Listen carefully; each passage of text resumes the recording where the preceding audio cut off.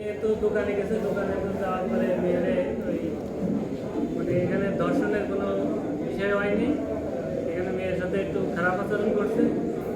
আর এখানে ওই বিষয় নিয়ে আর কি এখানে খুব তোড়পাড় চলতেছে যে মানে রিফাত আর এই বাবু নাম করে যে সাংবাদিকেরা পত্রিকায় লিখছে যে মেয়েরে ধর্ষণের চেষ্টা করছে, বা ওই যে আবার লিখছে যাই সরকার এই যে ধামাচাপা দেওয়ার চেষ্টা করছে।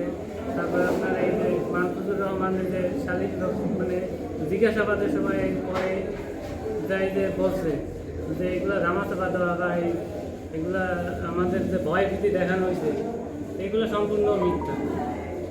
সেটা নিয়ে এখন যে পর্যায়ে আছে, আমি মাদ্রাসা কর্তৃপক্ষকে জানাইছিলাম, আমি দ্বিতীয় আর কাউকেই জানাইনি। সেটা বলছিল যে আমরা এটি বসে একটা আসনামেলা করবানি, করিয়ে দেখবানি, আমরা এই পর্যন্তই আছি। এরপরে যে তৃতীয় পক্ষ কোথা থেকে আইছে আমি বলতে পারি না। আমাদের বাড়ি কোনো টাচ মোবাইলও নাই, এটা বাড়ি মোবাইল আমরা এসব জানিও না, বলতেও পারি না। তো কে বা কারা এরকম করতেছে আমাদেরকে কেন্দ্র করে এরকমের এই সর্দার জাহিদ ভাই, মৌলানা মাহফুজুর রহমান, এদেরকে নামে যে সমস্ত খারাপ খারাপ নিন্দে করতেছে, এরা আমাদের বিপদে আপদে, সর্দার জাহিদ ভাই বিপদে আপদে, সুখে দুঃখে এতে আমরা সবসময় পাশে পাই। তাহলে তার নামে এই সমস্ত কে ছড়াতিছে, কারা ছড়াতিছে, আমি এইগুলোর দৃষ্টান্তমূলক বিচার চাই। এগুলো সব বানোয়াট মিথ্যা। গেছি বাবার বাড়িতে বেড়াতি, এটাও বলতেছে যে সে নাকি আমাদের টাকা দিয়ে সরাই দিয়েছে।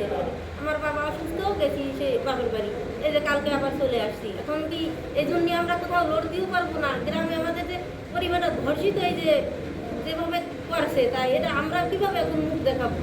যে যেহেতু ঘরছে তোরা সেরকম নিয়ে করতে, এটি থেকে তিল থেকে তাল করে ফেলাইছে। এখন মানে এটা দৃষ্টান্তমূলক বিচার আমি চাই। এখন তো আমি সাংবাদিকরা করছে, পত্রিকায় যখন পাইছি তখন তারা ছাড়া আমি আর কারে বলবো? আমি তো আর আমার সাথে কথা